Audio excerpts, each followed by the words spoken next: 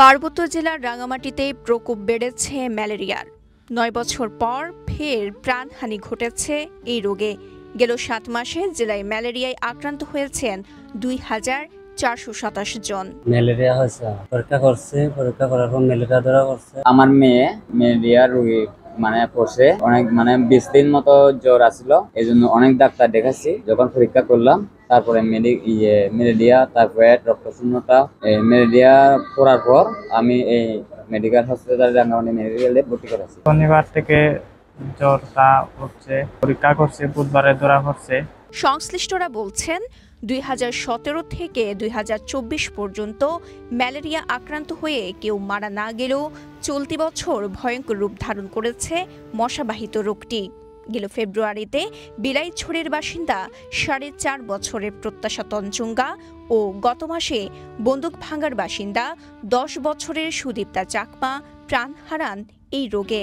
Blood পরীক্ষা ৩ পরীক্ষা করে এটা আসে যে ম্যালেরিয়া। ৮ দিন ধরে ভুগতেছি আমি বাইরে গেলে মশা কামড়ায়, বাড়িতে থাকলে মশারে ঠাঙায় আমি। বসুন্ধরা টিস্যু, অশুদ্ধতার বিরুদ্ধে এক বিন্দুও ছাড় নয়। স্বাস্থ্য বিভাগের তথ্য বলছে, চলতি বছরের জানুয়ারি থেকে মে পর্যন্ত ৫ মাসে ম্যালেরিয়ায় আক্রান্ত হন ৬৭৬ জন। পরের ২ মাসে আক্রান্তের তালিকায় যুক্ত হন আরও ১,৭৫১ জন। সেই হিসেবে চলতি বছর এখন পর্যন্ত মাসে গড়ে আক্রান্ত হয়েছেন ৩৪৬ জনের বেশি। অথচ গত বছর মাসে গড়ে আক্রান্তের সংখ্যা ছিল ৩২৪ জন। ২০৩০ সালের মধ্যে ম্যালেরিয়া পুরোপুরি নির্মূলের লক্ষ্যে কাজ করছে সরকার, কিন্তু ২০২০ সাল থেকে ২০২৩ পর্যন্ত ঊর্ধ্বমুখী ছিল এই ম্যালেরিয়া আক্রান্তের গ্রাফ। ২০২৩ সালের চেয়ে পরের বছর আক্রান্তের সংখ্যা কিছুটা কমলেও চলতি বছর ফের বাড়ছে রোগীর সংখ্যা।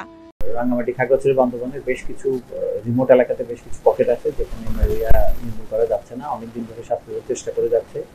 আসলে আগে তো আরো অনেক বেশি পকেট ছিল, এখন এগুলোকে কমায় এনে বেশ কিছু এলাকা যেমন জোড়াছড়ি, বিলাইছড়ি, কিছু কিছু জায়গায় ম্যালেরিয়ার প্রবণতা বেশি। এগুলো দমনের জন্য আলাদা করে অপারেশন প্রজেক্ট হাতে নেওয়া হয়েছে। আসলে এলাকার জনগোষ্ঠীকে সচেতন না করতে পারলে হবে না।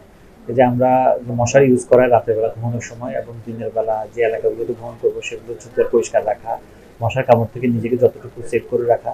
বিশেষ করে সকাল এবং সন্ধ্যায় সাধারণত অ্যানোফিলিস মশা বেশি কামড় দেয়, এই সময়গুলোতে নিজেকে প্রোটেক্ট রক্ষা রাখতে পারলে আশা করি এটারই হবে। আক্রান্তের সংখ্যা বৃদ্ধির পাশাপাশি ৯ বছর রাঙামাটিতে ম্যালেরিয়ায় প্রাণহানির ঘটনা চিন্তিত করে তুলছে সংশ্লিষ্টদের। তাই ম্যালেরিয়া প্রতিরোধে নানা উদ্যোগের কথা বলছেন তারা।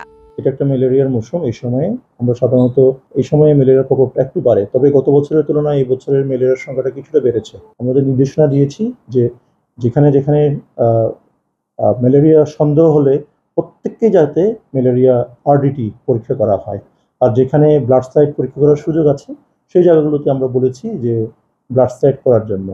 এতে করে আমাদের কার্যক্রমটা কিন্তু চলমান আছে এবং আমাদের তীক্ষ্ণ দৃষ্টি আছে যাতে ম্যালেরিয়া জন্য কোথাও কোনো গাফিলতি না হয়। চিকিৎসা বিজ্ঞানের চরম উৎকর্ষতার মধ্যেও ম্যালেরিয়ায় প্রাণহানি অনাকাঙ্ক্ষিত বলছেন সচেতন মহল। রোগটি প্রতিরোধে সরকারি বেসরকারি সমন্বিত উদ্যোগ ও প্রান্তিক জনগোষ্ঠীর মাঝে সচেতনতা বৃদ্ধির দাবি তাদের। রাঙামাটি থেকে রকিবউদ্দিন রকির পাঠানো তথ্যচিত্রে সাফা মারওয়া, কালের কণ্ঠ।